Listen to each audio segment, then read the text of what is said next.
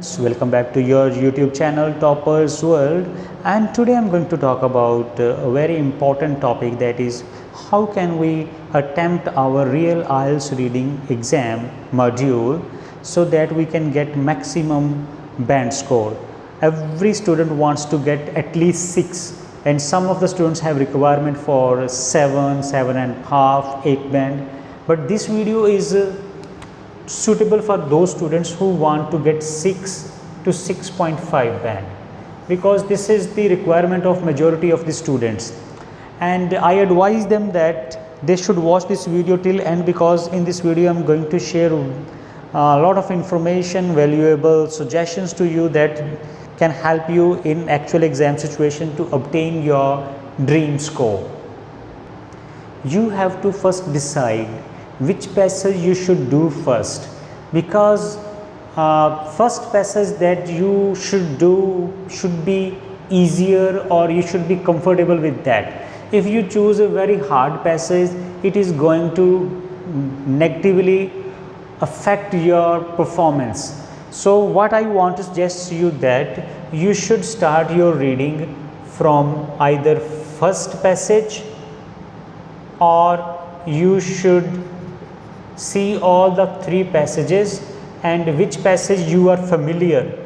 The familiar passage you should do means see that is there any passage you already have some information about, like the passage, for example, if this is based on global warming and you have already studied about global warming in your studies, like environmental subject, so you should start your reading from that passage. It's always advantageous to do the reading from that passage about which you already have some information.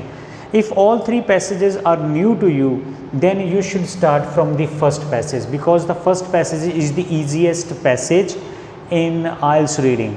And you will say that I already know this thing, but this is really very important. If you want to score 25, 26, then you must be able to correct 11 to 12 from the first passage, and spend less than 20 minutes.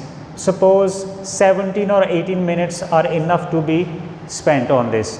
So if you spend more time on the first passage, that can be harmful to you, that can decrease your score. So spend 17 or even less than 17 minutes and try to do maximum right answers.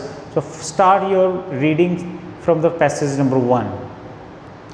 After completing first passage, I suggest you that you should do at number 2 that passage which contains questions of list of headings. List of headings, why I am suggesting you that? Because list of headings can be done much faster as compared to other questions. And while doing list of heading, most of the students make one mistake. They do not read those paragraphs which are example paragraphs, means which are already answer given in the example. They think that there is no need to do that, but there is need. Reason being that there might be some other questions whose answer can be in those example paragraphs. For example, true false type question statement can be from example paragraph, or any blank is there. So you are not supposed to ignore example paragraph. You should also quickly scan for valuable information or any kind of answer that is you need over there. I would also like to suggest you that while doing list of headings, you should also read, usually in every passage there might be 5-6 list of headings, and other questions can be like true, false or blanks. So while attempting list of headings, you should also read true, false, not given statements or blanks, summary blanks, because chances are that when you will try to find out the headings, you will also be able to get information about true, false or blanks. So in order to save your time, that is a good approach, that you should attempt list of headings and other types of questions simultaneously. The third most scoring type of questions in IELTS reading is blanks. Usually blanks are easy to find out because there are certain grammar rules that will help you to find the blanks, or you can have some keywords there either before the gap or after the gap, and just try to find out those words. Those words not be in directly written over there as it is. There would be synonyms of them or any parallel wording. You have to search out those paraphrasing words over there are synonyms, and then it will be easy for you to do the blanks. Or there can be summary blanks as well, and they are highly scoring. So number third, you should do this. First number I told you to do the passage number 1. Second, you should do that passage which is having a list of headings. Then third question, you should attempt blanks. MCQs are usually hard questions, especially when they are in the third passage, because in third passage the statement of MCQ question is quite lengthy, and options that are given they are also lengthy, longer. So it takes a lot of time to do them. If there are 3 to 4 MCQ type questions and in third passage, I advise you that you should attempt them in the end. In the end, when you have done all other questions, you should attempt them, and by the time when you will do that, you will have some information about passage 3 in your mind, and with the help of that information you can directly go through it. If you have time, then you can do some hard work and find out the answers in the passage. Otherwise, I will suggest you that whatever the information you have, on the basis of that you can do MCQs type of questions without paying much hard work or much thinking. True, false, not given, or yes, no, not given. If you get these this type of question in the first passage, so you will do it first, because in the first passage true, false are not given usually very easy, and a normal average English speaking student can easily do them. And if they are in the third passage, then I suggest you that you should do them in the last, but before the MCQs. And while doing this in the third passage, it could be little bit harder for you, but you have to use your patience and focus. You should try to find out the keywords in the statement and trace them in the passage. After that, pay a little bit of attention and you will be able to find the answers. But here at the passage number 3, the chances are that it happens with everybody that some may you able to get and some you may not be able to.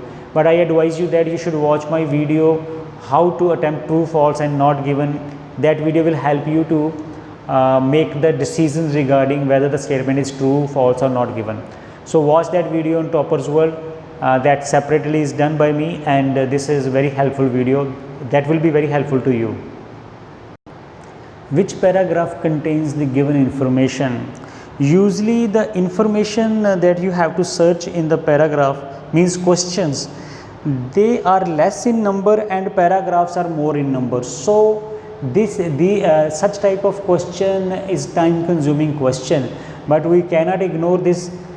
This is almost the same like finding the headings, but here the difference is that you have to find the paragraph which contains that information. So their keywords are of great help, or parallel language of great help.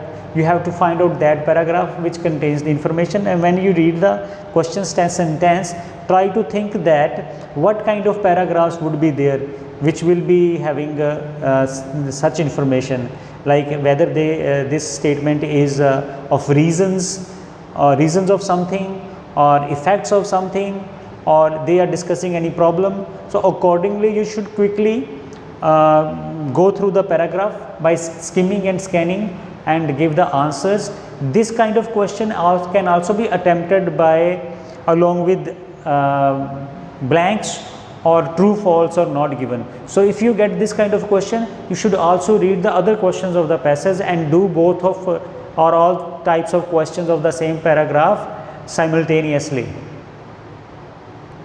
Number 7, the most important point that you have to keep in mind: manage your time well. So I advise you that you should quickly scan the paragraphs. Don't waste time on any particular question. about which you think that you will be able to find the answer, and you spend too much time on, you feel that I am very close to the answer, but you are not able to find out that answer. So such kind of questions are just like a trap, honey trap for you. So avoid such kind of questions. Quickly answer the question. Do not spend more than 40 seconds, or to a large extent do not spend more than 1 minute on any particular type of question. If you will spend more time, you will not get the time for the rest of the questions. And I also suggest you that the statements where your questions where you have to match the findings of scientists, in such kind of questions you need not to read the full name of scientists, because name of the scientists are very lengthy over there. That will waste your time. You should also not read prepositions, is, on, am, are. You just ignore them and try to find out adjectives and nouns. Read them. That will save your time, and that will also help you to get a lot of information about the answer. The last most important thing is that you have to stay cool and calm. Do not get offended, or do not lose your concentration. If you are not able to find the answer of some questions, don't worry about them. Leave them and go for other questions. It has often seen that if the students are not able to do 2-3 questions, then they get panic and nervous, and they spoil the whole test. So what you have to do, just quickly switch to next. Again, if you are not able to find the answer, go to next. There are 40 questions and you have to get 23 correct. So you are having 17 chances of making mistakes. So don't worry about that, and stay cool and calm for your test. Thank you very much for watching this video, and I hope that this will help you to attempt your exam in the best way.